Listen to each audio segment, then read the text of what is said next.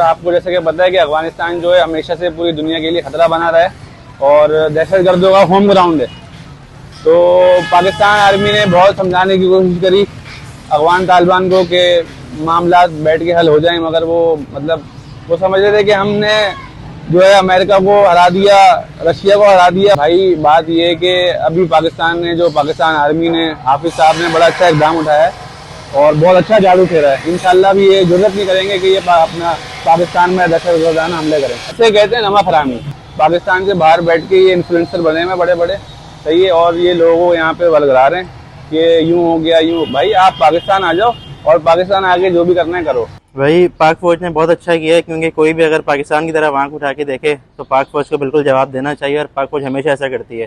जैसा कि अभी इंडिया के मामले में भी हुआ कि पाक फौज ने इंडिया को पुरजोर जवाब दिया, तो पाक फौज बहुत अच्छा परफॉर्म कर रही है। इसी तरीके से जो है ना इन्होंने अफगानिस्तान का जवाब दिया है, तो बहुत दिल खुश हुआ और बहुत अच्छा लगा कि पुरजोर जवाब दिया है। करंट जो उन्होंने पाक फौज ने जवाब दिया है इनको, एयरफोर्स ने जवाब दिया है इनको, तो उसके बाद तो ये लगता है कि जो है ना थोड़ा सा रुक जाएंगे, कुछ टाइम जो है ना इस तरह के काम नहीं करेंगे ये।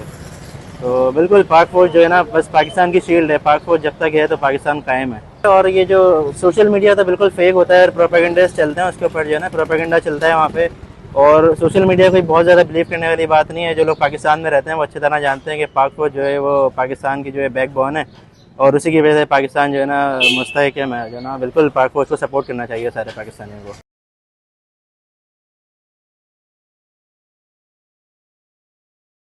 When covering a terror attack, does calling attackers fighters instead of terrorists change the truth or just the tone?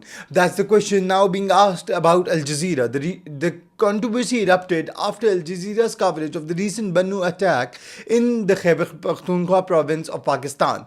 The outlet reported that an explosive-laden motorcycle was rammed into a security convoy and described those involved as fighters.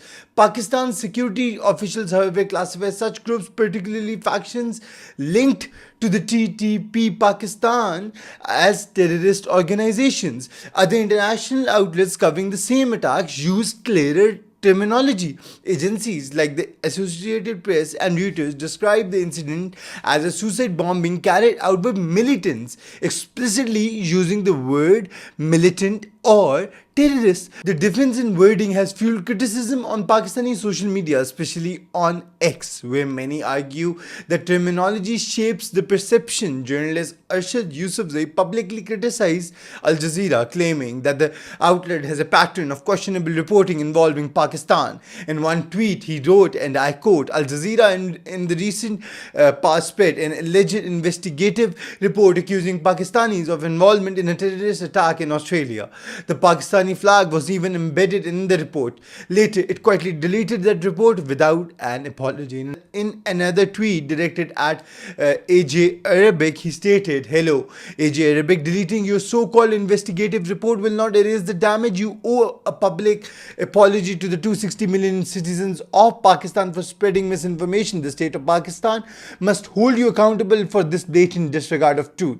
Now, the bigger question over here is, critics argue that describing attackers as fighters risks softening or legitimizing groups responsible for deadly violence. Supporters of the Al Jazeera counter that international media often avoid politically loaded terms like terrorist, opting instead for militant or fighter to obtain editorial neutrality. Al Jazeera's own editorial code emphasizes balance, independence, and avoiding language that reflects the political position of any state. But in highly sensitive cases, especially involving terrorism, even subtle wording choices can ignite strong reactions. So is this biased reporting or an example of cautious neutral journalism? In the age of social media scrutiny, every word matters, and audiences are watching more closely than ever.